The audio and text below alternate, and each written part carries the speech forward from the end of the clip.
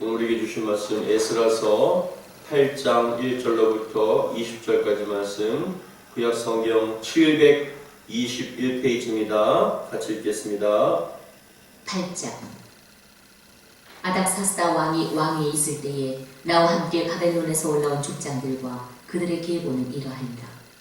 비느하스 자손 중에서는 게르솜이요, 이다발 자손 중에서는 다니엘이요, 다윗 자손 중에서는 핫두스요, 스가랴 자손 곧 바로스 자손 중에서는 스가랴니 그와 함께 족보에 기록된 남자가 150명이요, 바핫 모압 자손 중에서는 스라히아의 아들 엘여호에느니 그와 함께 있는 남자가 200명이요, 스가랴 자손 중에서는 야시엘의 아들이니 그와 함께 있는 남자가 300명이요, 아딘 자손 중에서는 요나단의 아들 에벳이니 그와 함께 있는 남자가 50명이요, 엘람 자손 중에서는 아랄리아의 아들 여사야니 그와 함께 있는 남자가 70명이요, 스바디아 자손 중에서는 미가엘의 아들 스바디아니 그와 함께 있는 남자가 80명이요, 요압 자손 중에서는 여히엘의 아들 오바디아니 그와 함께 있는 남자가 218명이요, 슬로밋 자손 중에서는 요시베아의 아들이니 그와 함께 있는 남자가 160명이요, 베베의 자손 중에서는 베베의 아들 스가랴니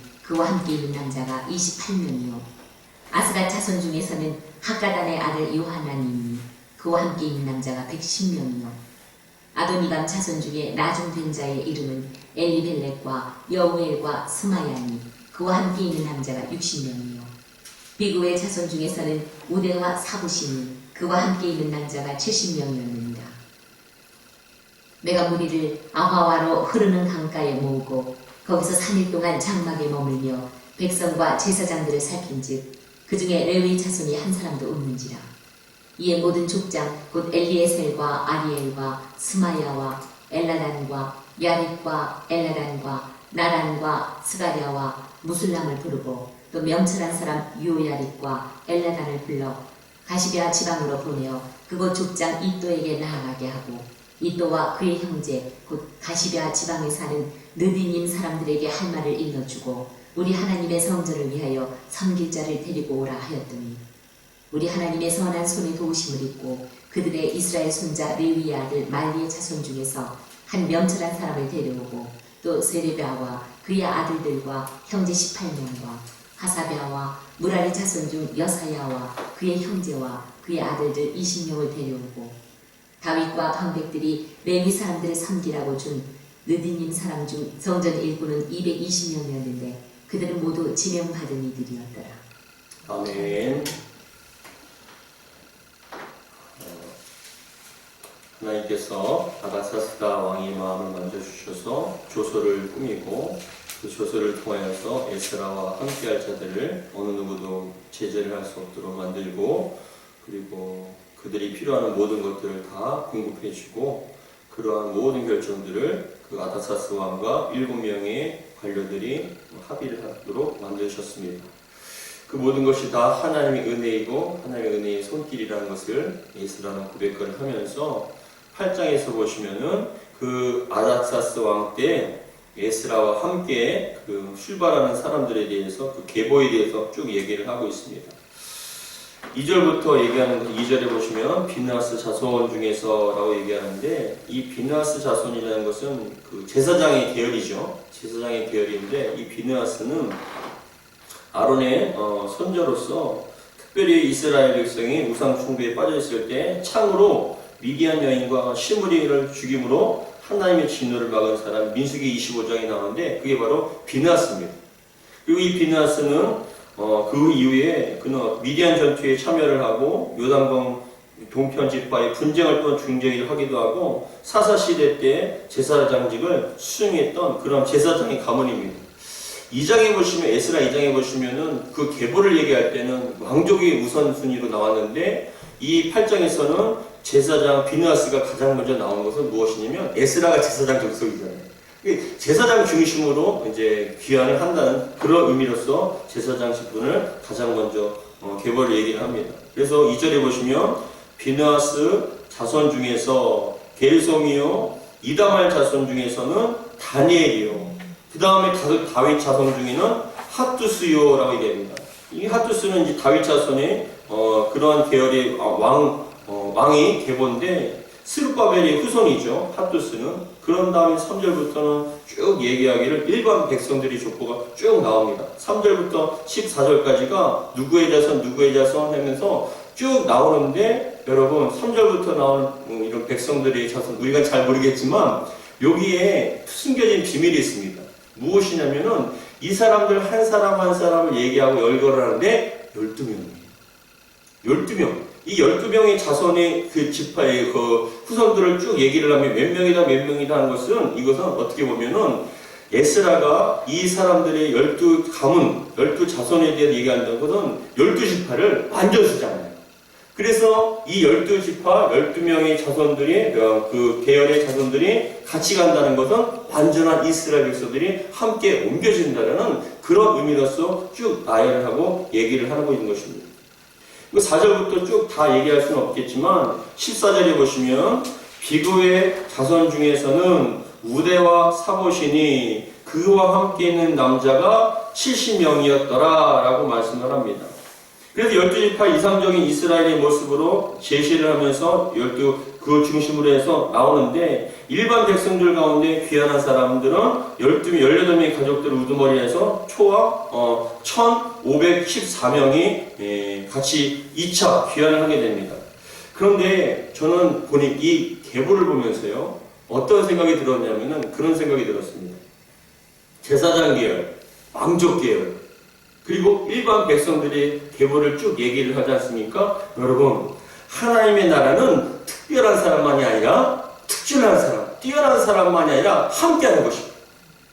교회도 마찬가지입니다. 교회도 특별한 몇 사람만의 그런 교회가 아니라 하나님의 나라는 교회는요 모든 사람이 함께 세워나가는 함께 세워나가는 그런 믿음의 공동체임을 여러분 믿으시기 바랍니다. 그래서 에베소서에 보면은 우리는 예수님께서는 교회의 머리가 되어주시고 우리는 각 지체라고 얘기합니다. 손도 있을 것이고 발도 있을 것이고 좀 존귀한 일을 하는 것처럼 보여도 또 좀 낮은 일을 하는 것처럼 보여도 모두가 다 협력하여 선을 이룰 수 있는 그런 아름다운 믿음의 공동체가 될 줄 믿습니다. 그래서 제사장 계열과 왕족 계열과 일반 백성들이 함께 모여서 1514명이라는 사람들이 함께 이주를 하게 됩니다.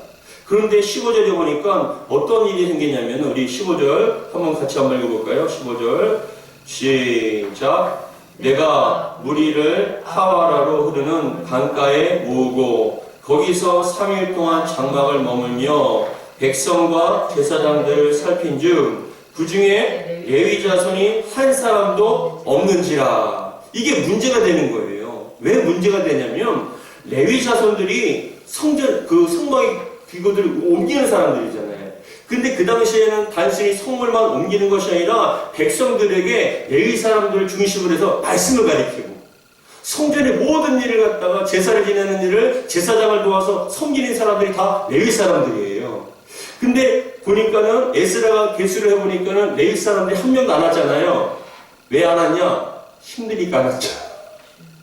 가서 헌신하기가 힘들었던 거예요. 가서 너무나 많은 일들을 한다는 게 그게 두려웠던 것이죠. 그래서 레위 사람들이 한 사람도 없게 되었을 때 그때 그것을 발견하고 에스라가 족장들을 16절에 보시면 족장들을 선출해서 보냅니다. 이 16절 같이 한번 읽어보겠습니다. 16절 시작. 이에 모든 족장 곧 엘리에셀과 아리엘과 스마야와 엘라단과 야립과 엘라단과 나단과 스가랴와 무술람을 부르고 또 명찬한 사람 요아립과 엘라단을 불러. 근데 여러분 이렇게 16절에 나오는 사람들을 계산해 보니까 숫자를 헤아려 보니까 11명입니다.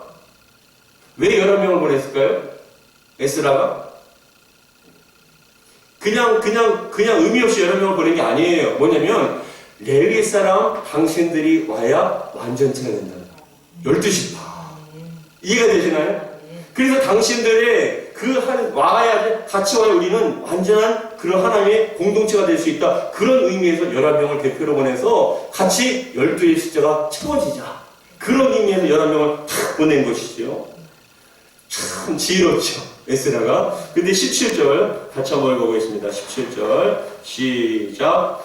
가시비아 지방으로 보내어 그곳 족장 이또에게 나아가게 하고 이또와 그의 형제 곧 가시비아 지방에 사는 느디님 사람들에게 할 말을 일러주고 우리 하나님의 성전을 위하여 섬길 자를 데리고 오라 하였더니 이 가시비아 지방은 바벨론에 있는 지역이었는데 이 11명의 그 대표가 가서 당신들이 함께 가야 합니다. 레위 사람을 한 사람을 두고 성전을 섬겨야 되고 제사를 드려야 되고 성도들을 사람들 백성을 가르쳐야 되는데 당신들이 빠지면 어떡하겠습니까? 라고 그렇게 얘기를 했는데 이 가시비아 지방은 그 레위 사람들이 특별히 모여서 사는 그런 지역이라고 얘기를 합니다. 그러니까 이 지역에 보내서 그곳 족장인 이또에게 11명이 부탁을 하고 얘기를 하러 간 것이지요. 그런데 18절에 보시면은 뭐라고 고백을 하냐면은 우리 같이 한번 18절 같이 읽어볼까요? 시작. 우리 하나님의 선한 손의 도우심을 잊고 그들이 이스라엘 손자 레위의 아들 말리의 자손 중에서 한 영찰한 사람을 데려오고 또 세레비아와 그의 아들들 형제 18명. 근데 18절에 보니까 우리 하나님의 선한 손의 도우심을 입고라고 얘기를 하잖아요. 여러분, 이게 왜 하나님의 도우심이냐면은 그겁니다. 15절에 보시면 그 아하와 강가에서 이스라엘 백성들이요 가기 전에 출발하기 전에 3일 동안 그 강가에서 머물렀잖아요. 3일 뒤에 출발한 거거든요. 근데 그 시간 동안 3일 동안에 그 이또한 가냐바에 이또에게 보내서 여러 명의 대표자를 우리와 함께 가자라고 레위 사람들을 함께 그런 부르기 위해서 갔지 않습니까? 여러분 잘 생각해 보시라고요. 3일 동안에 여러분 아무리 준비돼도 3일 동안에 모든 걸 다 정리할 수 있겠습니까? 이사를 가려면 여러분 며칠 만에 가야 될 것 같아요? 삶의 터전을 정리하고 아무리 그거 하더라도 최소한 몇 달은 마음에 좀 그런 감동이 있고 작정을 하고 주변에 정리를 해서 그렇게 가야 되는 거 아니겠습니까? 근데 가는데 시간이 있고 오는데 시간이 있는데 가자마자 얘기했을 때 3일 만에 출발할 수 있던 건 뭐냐? 하나님의 도우심의 손길이 있다는 거예요. 그들의 마음을 하나님께서 움직이셨다는 것이죠. 여러분 신앙과 믿음의 결단이 있길 바랍니다. 아브라함이요 그 갈대아로 하란에서 하나님의 말씀을 들었을 때 결단함이 있었지 않습니까? 그 결단함으로 말미암아 자신의 모든 삶의 터전을 포기하고 다 정리를 하고 떠났을 때 그때 여러분 기적의 역사가 나타난 것처럼 근데 그것조차도 아브라함의 그런 마음을 주신 것도 하나님의 은혜인 줄 믿습니다. 여러분들에게 무엇인가를 결단하고 어떤 일을 할 때 여러분들이 스스로 결단한 것이 아니라 하나님께서 여러분들의 마음에 은혜를 주셨기 때문에 만져주시고 그런 결정을 할 수 있게끔 만들어 주셨기 때문에 그런 일을 하게 된 줄 믿습니다. 그래서 이 에스라는 뭐라고 고백하냐 18절에 우리 하나님의 선한 손에 도우심을 입어서 이런 일이 일어났다라고 얘기를 합니다.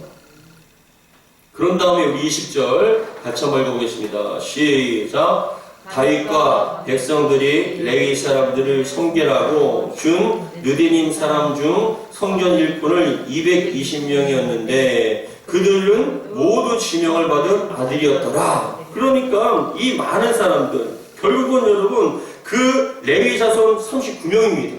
그리고 성전에서 이런 수용자들이 220명 합쳐서 여러분 다 합쳐서 1514명 그리고 그 후에 합쳐진 숫자가 1772명인데 여자랑 그리고 아이들까지 합치면 한 5,000명가량 된다고 얘기를 합니다. 근데 이 5,000명은요 1차 귀환 때는 49,897명이 1차 귀환을 했거든요. 5만 명 가까이에서 그렇게 옮겼는데 2차는 5,000명이잖아요. 10분의 1밖에 안 되는 거예요. 그럼에도 불구하고 여러분 천국 만만치 믿습니다. 그 사람들 중심으로 다시금 신앙과 믿음의 운동이 일어나서 다시금 이스라엘 공동체가 회복되어지는 역사가 나타났다는 것입니다. 근데 저는 이 말씀을 묵상하면서 어떤 감동이 되었냐면 여러분 겁니다. 하나님께서는 반드시 사람을 통해서 일하신다는 거예요. 에스라를 통해서 감동을 주시고 에스라가 또 주변에 있는 사람들한테 그 하나님께 얼마나 기도했겠습니까? 같이 움직일 사람들을 놓고. 근데 그렇게 기도를 했는데 여러분 쉬운 일이 아니에요. 왜냐하면 이 당시 페르시아에서 나름대로 다 정착을 했던 사람들이거든요. 문화와 경제와 모든 것들이 안정된 생활을 했던 사람들인데 이 모든 삶들을 다 팽개쳐두고 포기하고 그 불모지의 땅, 황무지의 땅, 위험한 땅, 아무것도 없는 그 예루살렘에 간다는 건 여러분 쉬운 일이 아니라는 것이에요. 그럼 이 사람들에게 어떠한 마음이 있었기 때문에 어떠한 마음 때문에 갔을까라는 생각을 해봤는데 여러분 첫 번째 이 사람들에게는요 여러분 그것이 있었습니다. 사명감. 하나님의 나라를 세워야 된다는 사명감. 육신의 편안함과 성공보다는 안락함보다는 어떤 만족보다는 어떤 거예요? 불모지라 할지라도 하나님의 영광을 위해서 하나님의 나라를 세워야 된다는 그 사명감이 있었기 때문에 힘들어도 여러분 그곳에 갈 수가 있었던 것이죠. 그리고 두 번째는 그 사람들에게는 여러분 무엇이 있었냐면 여러분 희생정신이 있었어요. 희생정신. 근데 이 희생정신이라는 건 뭐냐면 자기중심이 아니라 하나님 중심. 자기중심이 아니라 하나님 중심으로서 내가 그래도 그럼에도 불구하고 희생을 하고 하나님께 나간다는 거. 하나님의 영광을 위해서 내 모든 것을 바치겠다는 그런 희생정신이 있었다는 것입니다. 저는 여러분들에게 이러한 마음이 있기를 바랍니다. 그리고 세 번째는 무엇이 있었냐면은 여러분 따라하겠습니다. 헌신이 있었습니다. 헌신이 있었다는 건 무엇이냐면 여러분 말만 하는 것이 아니라 행동으로 옮겼다는 것이죠. 헌신이라는 건 내 몸을 드린다는 것이에요. 여러분 하나님께 여러분들이 삶을 드리시기 바랍니다. 근데 말만 드리는 것이 아니라 말만 드린다는 것이 아니라 내 몸이라는 건 내 삶을 드린다는 것이에요. 그러면 여러분 잘 생각해 보세요. 편하게 좋습니까? 힘든 게 좋습니까? 다 갖춰진 곳에서 사는 것이 좋습니까? 힘들어도 여러분 어려운 곳에서 내가 몸으로 부닥쳐야 되고 내가 헌신해야 되고 희생을 해야 되는 사명감을 갖고 하는 그것이 더 좋습니까? 근데 여러분 하나님께서는 그런 사명감과 희생과 헌신하는 자를 통해서 하나님 나라를 세우신다는 것입니다. 개척교회 작은 교회 와서 그렇죠? 한다는 건 쉬운 일이 아니에요. 편하고 싶고 다 갖춰진 곳에 있고 싶고 그렇습니다. 그래서 점점점 힘든 것보다는 편안한 것이 더 좋고 갖춰진 것이 더 좋을 수 있지만 그럼에도 불구하고 희생하는 여러분들을 하나님께서 기쁘게 여기주실 줄 믿습니다.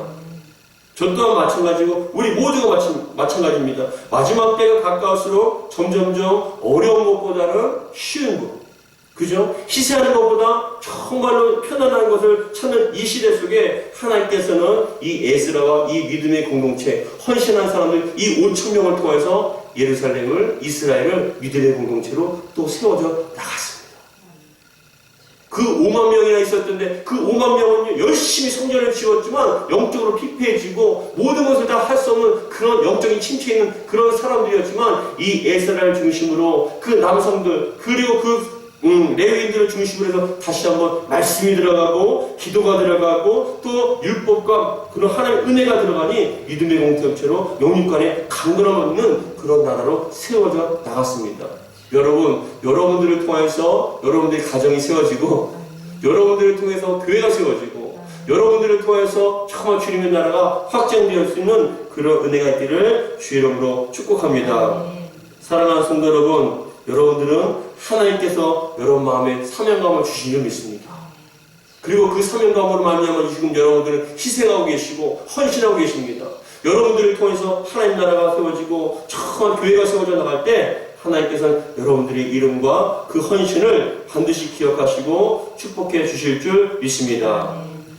많은 신앙의 어르신들 보잖아요. 어르신들을 보면은 참 예전 얘기를 하실 때 옛날에는 그렇지 않습니까? 그 벽돌을 제가 자신이 나는 벽을 갖다가 교회를 지을 때도 그렇게 막 바다가 힘들게 자신들이 막 그런 탑질을 하고 그 벽돌이 없어서 돌들을 주워가고 오면서 그렇게 교회를 세웠다라고 얘기하는데 여러분 그렇게 헌신하고 힘들게 교회를 세워나갔을 때 그분들의 후손과 가정들이 하나님 축복을 받더라고요.